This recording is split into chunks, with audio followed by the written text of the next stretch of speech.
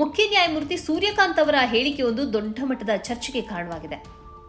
ನಿರುದ್ಯೋಗಿ ಯುವಜನರನ್ನ ಉಲ್ಲೇಖಿಸಿ ಅವರು ಹೇಳಿದ ಮಾತು ಅತಿಯಾಯಿತು ಮತ್ತು ಅತ್ಯಂತ ಕೆಟ್ಟ ಪರಿಣಾಮವನ್ನು ಬೀರುವಂತದ್ದು ಎಂಬ ಅಭಿಪ್ರಾಯ ವ್ಯಕ್ತವಾಗಿದೆ. ವೃತ್ತಿಯಲ್ಲಿ ಯಾವ ಸ್ಥಾನಮಾನವೂ ಇಲ್ಲದ, ಯಾವ ಉದ್ಯೋಗವೂ ಇಲ್ಲದ ಜಿರಳೆಗಳಂತಹ ಯುವಕರು ಸಮಾಜದಲ್ಲಿದ್ದಾರೆ.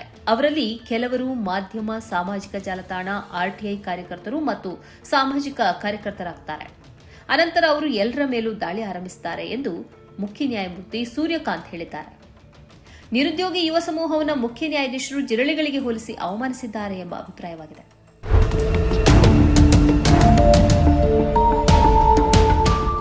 ಈ ಬಗ್ಗೆ ಖ್ಯಾತ ನ್ಯಾಯವಾದಿ ಪ್ರಶಾಂತ್ ಭೂಷಣ್ ತೀವ್ರ ಆಕ್ಷೇಪ ವ್ಯಕ್ತಪಡಿಸಿದ್ದಾರೆ.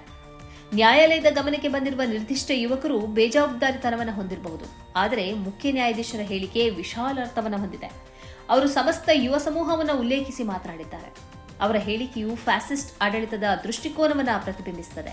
ಆದ್ದರಿಂದ ಮುಖ್ಯ ನ್ಯಾಯಾಧೀಶರು ಕ್ಷಮೆಯಾಚಿಸಬೇಕು ಮತ್ತು ತಮ್ಮ ಹೇಳಿಕೆಯ ಬಗ್ಗೆ ಸ್ಪಷ್ಟನೆ ನೀಡಬೇಕು ಎಂದು ಅವರು ಆಗ್ರಹಿಸಿದ್ದಾರೆ.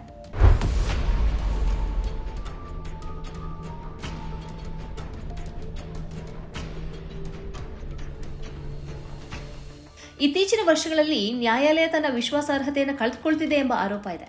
ಆಡಳಿತದ ಪ್ರಭಾವ ನ್ಯಾಯಾಧೀಶರ ತೀರ್ಪಿನಲ್ಲಿ ಕಾಣಿಸ್ತಾ ಇದೆ ಎಂಬ ಆರೋಪ ಇದೆ. ಇತ್ತೀಚೆಗಷ್ಟೇ ಕೇಜ್ರಿವಾಲ್ ಅವರು ದೆಹಲಿ ನ್ಯಾಯಾಲಯದಲ್ಲಿ ನಡೆಸಿದ ವಾದ ಈ ಕುರಿತಂತೆ ಇನ್ನಷ್ಟು ಬೆಳಕು ಚೆಲ್ಲುತ್ತದೆ. ಹೈಕೋರ್ಟ್ ನ್ಯಾಯಾಧೀಶೆ ಸ್ವರ್ಣಕಾಂತ್ ಶರ್ಮಾ ಅವರು ನನ್ನ ಪ್ರಕರಣದ ವಿಚಾರಣೆ ನಡೆಸಬಾರದು, ಅವರ ಮೇಲೆ ನನಗೆ ವಿಶ್ವಾಸ ಇಲ್ಲ ಎಂದು ಅವರು ನ್ಯಾಯಾಲಯದಲ್ಲಿ ವಾದಿಸಿದ್ದರು.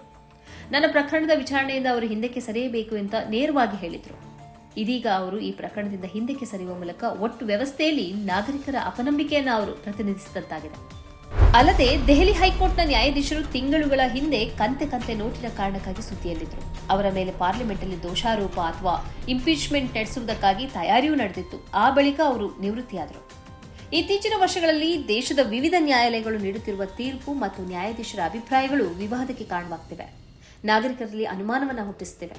ತೀರ್ಪುಗಳು ಪುರಾವೆಗಳ ಆಧಾರವನ್ನು ಅವಲಂಬಿಸುವ ಬದಲು ಬಾಹ್ಯ ಒತ್ತಡ ಅಥವಾ ಪ್ರಭಾವದ ಆಧಾರದಲ್ಲಿ ಆಗ್ತಿದೆಯೋ ಎಂಬ ಅನುಮಾನವನ್ನು ನಾಗರಿಕರು ವ್ಯಕ್ತಪಡಿಸುತ್ತಿದ್ದಾರೆ. ಇಂಥ ಸಮಯದಲ್ಲಿಯೇ ಮುಖ್ಯ ನ್ಯಾಯಾಧೀಶರ ಈ ಅಭಿಪ್ರಾಯ ವ್ಯಕ್ತವಾಗಿದೆ. ಈ ಕಾರ್ಯಕ್ರಮದ ಪ್ರಾಯೋಜಕರು Gadiyar group of companies, specialised in piling and shoring, engineering consultancy, fire fighting, steel structures, real estate. Office SIT tower, silicon OSS, Dubai, UAE. ಸ್ನೇಹಿತರೆ, ನಿಮ್ಮ ಅದ್ಭುತ ಬೆಂಬಲದಿಂದ ಸನ್ಮಾರ್ಗ ನ್ಯೂಸ್ ಚಾನೆಲ್ ಈಗ 2 ಲಕ್ಷ ಸಬ್ಸ್ಕ್ರೈಬರ್ಗಳನ್ನು ದಾಟಿದೆ. ಇದು ನಮ್ಮ ಯಶಸ್ಸಲ್ಲ, ಇದು ನಿಮ್ಮ ಯಶಸ್ಸು. ನಮ್ಮ ಮುಂದಿನ ಗುರಿ 4 ಲಕ್ಷ. ಇದು ಕಷ್ಟವಲ್ಲ. ನೀವು ಮಾಡಬೇಕಾದದ್ದು ಸಿಂಪಲ್.